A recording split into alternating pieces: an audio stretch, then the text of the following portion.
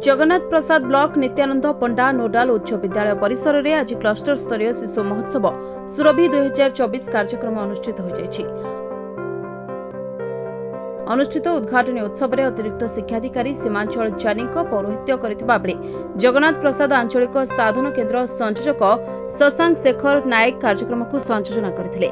कार्यक्रम में सम्मानित अतिथि भाव शिक्षाविद अर्णदा प्रसाद त्रिपाठी, अतिरिक्त शिक्षाधिकारी सीमांचल जानी और सविता मल्लिक, प्रधान शिक्षक सोमनाथ बेहरा और गोपाल कृष्ण नायक एवं कैलाश चंद्र नायक, सीआरसी शुभेन्द्र गौड़, रंजिता पति, रामनाथ शिखर, सस्मिता पृष्टि प्रमुख योगदान करी लोकलोचन को छात्र छात्री मानकर लुकायित प्रतिभा आनिबा निमित्त ओडिशा सरकार गणशिक्षा विभाग सुरभि कार्यक्रम को उच्च प्रशंसनीय बोली मत व्यक्त करथिले। वरिष्ठ और कनिष्ठ विभाग छात्र छात्री मानक मध्यरे सृजनशील लेखन, संगीत, वक्तृता, वितर्क, पीएम पोषण चित्रकला, पीएम पोषण शिल्पकला, प्रबंध, बोधज्ञान, चित्रांकन, हस्ताक्षर और श्रुत लिखन और दलीय नृत्य प्रतियोगिता अनुष्ठित होइतिला।